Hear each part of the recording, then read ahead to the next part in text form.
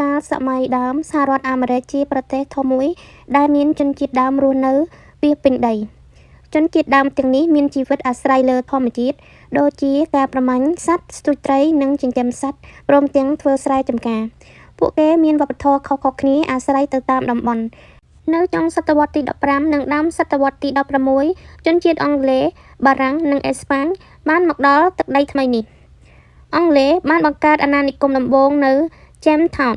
នៅឆ្នាំ1607ពេលនោះការរស់នៅលំបាកជាខ្លាំងនិងមានការប៉ះទង្គិចគ្នាជាមួយនឹងជនជាតិដើម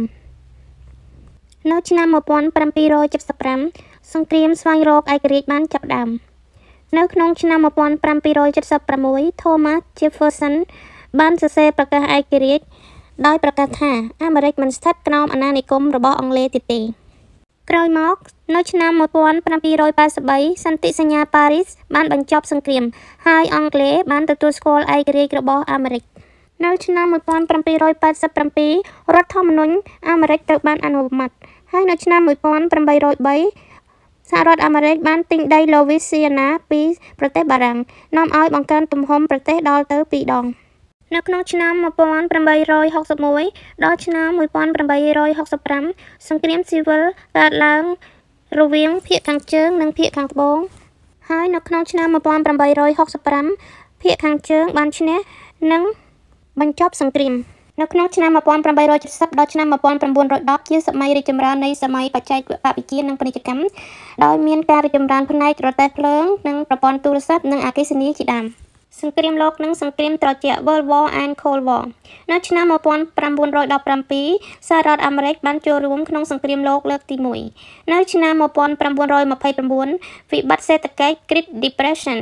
នៅឆ្នាំ1941ក្រោយ Pearl Harbor ចូលសង្គ្រាមលោកលើកទី2នៅឆ្នាំ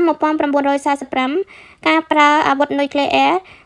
ដើម្បីបញ្ចប់សង្គ្រាមជាមួយប្រទេសជប៉ុននៅក្នុងឆ្នាំ1947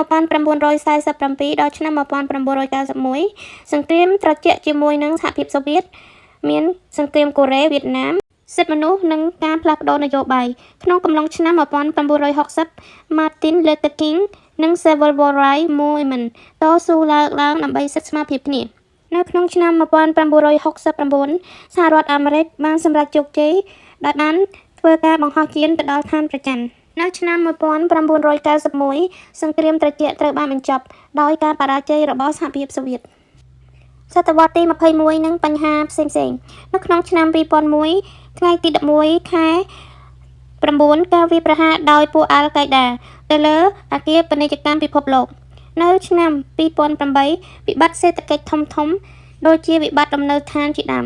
នៅឆ្នាំ2020វិបត្តិកូវីដបានបិទប្រទេសនិងវិបត្តិសុខភាពបច្ចុប្បន្នការប្រកួតប្រជែងនយោបាយនិងបញ្ហាអាកាសធាតុនិងបញ្ហាបច្ចេកវិទ្យា AI SpaceX និងការប្រកួតជាមួយប្រទេសចិនសរុបសេចក្តីមកសហរដ្ឋអាមេរិកជាប្រទេសដែលបានឆ្លងកាត់ការប្រឈមជាច្រើនតាមរយៈសង្គ្រាមការអភិវឌ្ឍនិងការតស៊ូសិទ្ធិមនុស្សនៅសប្តាហ៍នេះប្រទេសនេះនៅតែជាមហាអំណាចសេដ្ឋកិច្ចនិងយោធាដ៏ធំបំផុតមួយនៅលើពិភពលោក